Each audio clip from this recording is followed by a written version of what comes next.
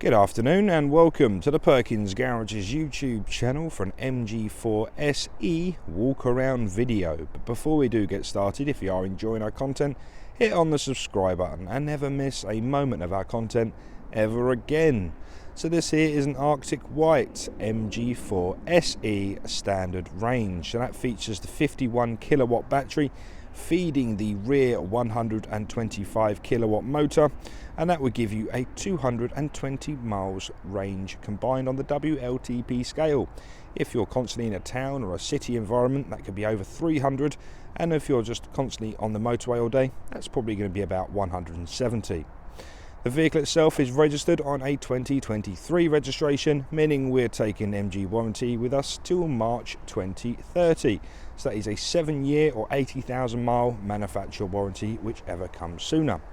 So the vehicle itself is very low mileage, and I'll get you the exact number once we're on the dash in a moment. So let me walk you around this beautiful MG4 SE. So the first thing we're going to do is come to the near side front bumper, get the key out of my pocket and wake up the daytime running lamps using the remote central locking. A quick disclaimer, they're going to be flashing in your video simply because the frequency in which my camera records at. But let me assure you, in real life they're not flashing, they just give you the ultimate visibility no matter the lighting condition. So these headlights are the SIAC lighting system technology headlights, so some very good LED headlights feature on this vehicle. Take a step back now, we can start to look at the colourway on the vehicle. So we've got a gorgeous Arctic White with the gloss black trims all the way around. So you can see the trims over that cover there. Oh, my finger was way out then. Gloss black trims there, and we have the bottom black grille as well. That little white part there just underneath the number plate, that is a front facing radar responsible for the MG pilot system, and in particular that is going to be responsible for pre-collision assist, which I shall cover once we're inside the vehicle. Now the MG4 is fitted with 17-inch alloy wheels as standard, but what they do get is these beautiful aerodynamic covers over the top of them. And the idea of this is it reduces drag, so then in turn that will extend your range. But if you pull those covers off, you do have alloys underneath, but it's a nice compromise to make because it extends your range. We're going to talk sensors very quickly. In the windscreen now, that is a light sensor, so as the sun goes down and the moon comes up, your lights will come on automatically. Further north, that longish sensor at the top of the windscreen there, that's a camera, and that will read the traffic speed signs as you go past them and then display that on the dashboard. Stepping out once more, we can see we've got gloss black mirror covers, and again that two-way colour scheme on the vehicle. I actually think Arctic White's probably my favourite colour in MG4. Okay, so let me give you a quick demonstration of spec. So we're going to lock the vehicle, pop the key back in my pocket. I'm going to take the camera to half zoom. So on the driver's and passenger front door handle, we have this button. So one click of that button will unlock the vehicle, and one click of that button will then in turn lock the vehicle. A very convenient system if you have maybe your hands full of shopping, maybe a child or anything in between, but you can keep the key in your pocket or handbag and gain entry to the vehicle nice and quickly. There is no ignition button inside the vehicle, so with a tap on the foot brake, that takes you to ignition stage 2, i.e. you're ready to drive. I'll explain that again in a minute. So we're just going to lose the half zoom, and we're going to take ourselves to the offside rear of the vehicle. And using whatever light we do have left here this afternoon, I'm going to just shimmy the camera down the offside of the vehicle, hopefully showing you just how beautiful all the body panels are. So then we can link that round to the offside rear wheel. So the tyres fitted on the MG4, as you can see, are the Continental Premium Contact C tyres. So they are the ultra efficient Continental tyres. So starting to move ourselves around the rear bumper, we can see we have rear parking sensors inside, on that bottom lip there even. We have rear fogs, and we have LED rear lights as well. Let me just see if I can wake those up for us and give you a good look at that. Well, you can. Look, there we are. So there's the LED rear side lights in all their glory. So we're just going to move around and do the near side quickly. So again, we're going to try and use the light to our advantage and just gently rock the camera to and fro, showing you how the vehicle, showing you just how beautiful the vehicle body panels are. Okay, so this is now the near side rear wheel, and then we can follow the trim all the way down to the near side front wheel and give you a good look at that as well. I forgot to mention the keyless entry has a safety system, so within 30 seconds if you don't open the door it will then lock itself again, so it's only going to be you getting in the vehicle. So the near side rear under this flap here is where the vehicle is charged from. So there is two main charging features on this vehicle: AC, home charging, DC, public charging, in a nutshell. If you'd like any information about how to charge, where to charge, how long to charge for, give us a call on 01376 550 899. Myself or any of the other salesmen will explain everything you need to know about charging an electric vehicle. But briefly, this top section here again is AC, and this is where your home charger is going to go in. Either going to be the 7 kilowatt home charging pod or the supplied 3-pin plug charger. If you're out in public, this vehicle can be charged at 87 kilowatts an hour, meaning you can use the DC gun. In about 30 minutes, that will take you from 20 to 80%. So shut up the cover and let's have a look inside the boot.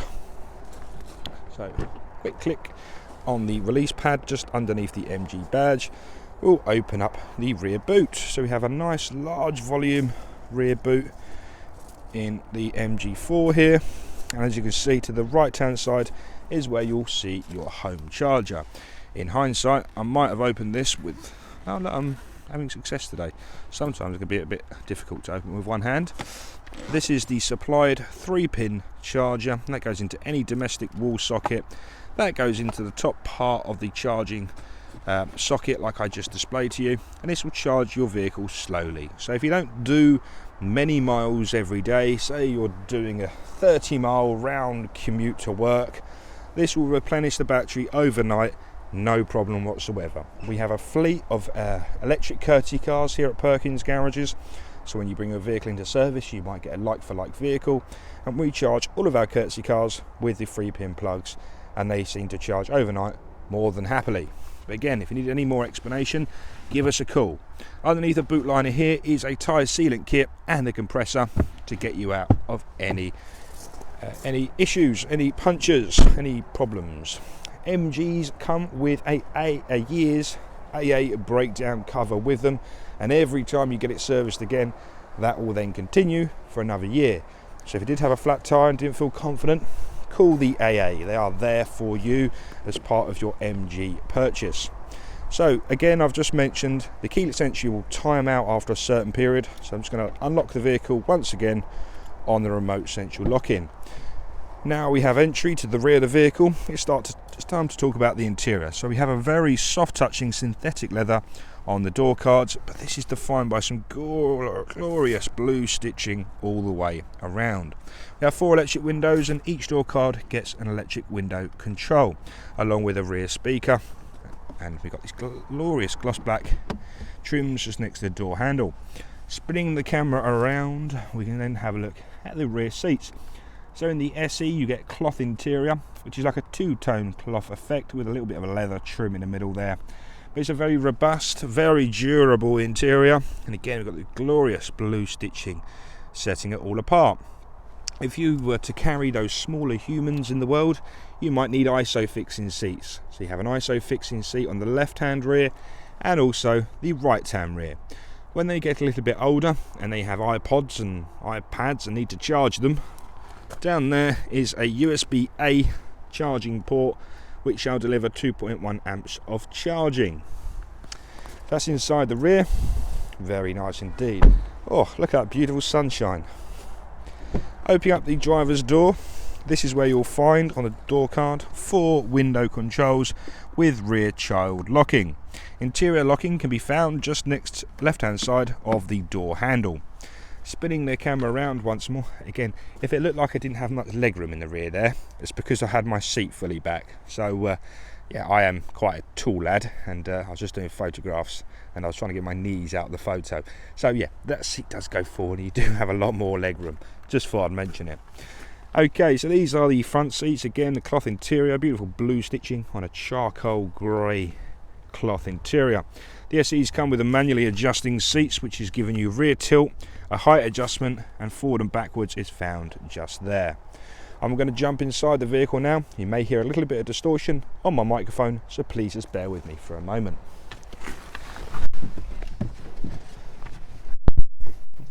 Okay, so we're now inside the vehicle.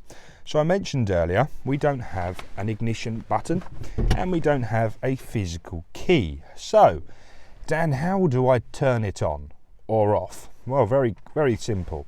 So this is the driver information display. And what we're going to do is click my foot with the door shut on the foot brake once. You are then presented with a ready, system ready in green. It'll also alert you if your steering wheel isn't central like it is now. This is a very nice safety feature. So on an electric or hybrid vehicle without the green ready sign, you are not going anywhere. So please just imagine that green ready sign is the sound of the engine roaring, if you like. So I'm going to give you a quick tour around the display there, and I'm going to be using the arrows on the right hand side of the steering wheel. So it's a multi-function steering wheel, so I'm going to try and give you a quick explanation about how it all works and what it all does, so please just bear with me. So for the premise of the screen ahead of me, I'm going to be using the arrows and the box button there.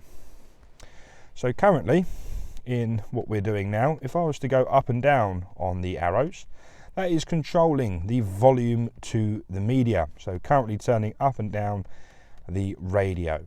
I'm then going to click on the button with two boxes on it. Then notice how the right hand side of the menu is now highlighted. So if I just undo it, then do it.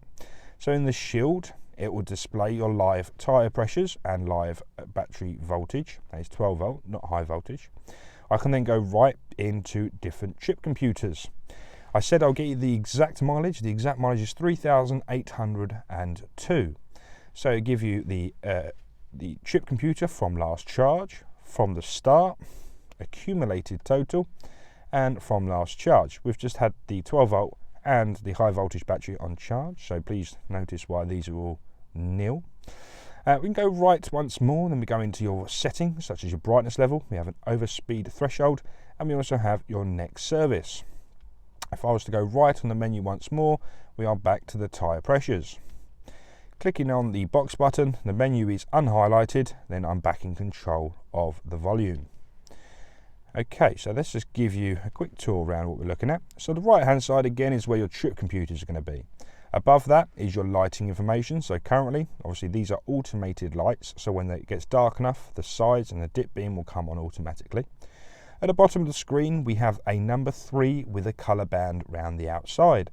That is to let you know what level of kinetic energy recovery system, otherwise known as KERS, what level of KERS you are in. 3 being the heaviest format on this vehicle, which you should expect up to minus 25% power. Minus 2 is about minus 17% power, and minus 1 is about minus 10% power. So that leads me on nicely to talk about the percentage of power. In the olden days in your petrol or diesel cars, you had an engine. And what we used to do is count the revolutions of the engine, or count the revolutions of the crankshaft, times 1,000 RPM, revolutions per minute. Well, we don't have an engine to count that anymore, so the percentage of power is the easiest way to display it. So if you're fully flat out on the throttle, that's going to be 100%. If you then come off the throttle, then it's recovering energy. That'll be a negative number, suggesting how much is being replenished back into the battery. Hope that makes sense. For a full explanation on KERS, please give me a call. At the bottom there, where it says normal in blue, that is the drive modes. This vehicle comes with an eco, a normal, a sport, and even a custom drive mode. The middle part is where you'll find all of your essential information. So we have 93% battery remaining, which is going to deliver us 201 miles. We have the handbrake warning sign, we have the green ready sign, and also the digital speedo. At the top of that menu, you can see the time. Now, at the left-hand side of the screen, this is where the button or the display for the adaptive cruise control is. So notice at the top, we have the lane centering. We have the standby, which is currently in green for the cruise control, but this is where your speed will be set. And then where you can see the little image of the MG4, this is the road we're currently, imaginary road we are on. So with your adaptive cruise control set up, you should see other vehicles on here as well. So when you do engage your cruise control, it's going to say it's an error, then you can adjust the distance to the vehicle in front of us. So after using adaptive cruise control for a while, I actually quite like the lesser distance, because then it doesn't invite people to pull in front of you. But if you need any explanation on adaptive cruise control, give us a call. But it's fantastic for the range of the vehicle. So if you're driving on a motorway all day long, the range on motorways isn't great because it's at constant velocity. But if you do set your cruise control, then the vehicle will be not on and off the throttle so much. So hopefully that'll extend your range. So zooming out to the arrows on the right hand side again for the right hand side of the screen. We have a phone pick up and decline function there as well. We've done the box button and the star button. So the star buttons on the steering wheel, either side, are programmable. So just very quickly, what you can do with those star buttons is the right hand side you have to be your air conditioning. So for example, when you click the aircon, you can then adjust it via the steering wheel. So up and down for temperature, left and right for fan speed, and you click in the middle, and that is the automatic air conditioning function. If you click the star button once more, that will disappear from the screen. So it's a very nice function, so you don't have to touch the screen whilst you're driving to adjust the air conditioning. Like you can see on the screen currently, the left hand switch can be set to the pull down menu, or you can have it set as your Apple CarPlay or Android Auto function. Again, the steering wheel button just above it is for the adaptive cruise control, and the button just above that is the voice command button, one of my favourite buttons on any modern vehicle. This is because when you have your Apple CarPlay or Android Auto plugged in and working, you can click on that, then it will activate your voice assistant. For myself, I'm an iPhone user, so that will be Siri. So I click on that, and Siri, you can ask to do pretty much anything you like. So you can make phone calls, send text messages, play music, call home, watch the football score, what's the weather going to be like tomorrow, anything you like. But it keeps your hands off of your phone whilst you are driving. Progressing the video now into the bottom section here, a retractable cover, perfect to keep any bits and bobs rolling around. We have adjustable cup holders down there, and if I can lower the camera underneath this section here, we have a USB-A port on the left hand side, a 12 volt socket, and a USB-C. The USB-C will deliver you about 5 amps of charging. If you go upwards now, this is the controls for the rotary gear selector, so you can turn it left for reverse, which will then in turn engage your rear parking sensors. We then have drive to the right hand side, and you can see the orange illumination there as well. And when you put the vehicle into a drive mode, the handbrake cancels automatically.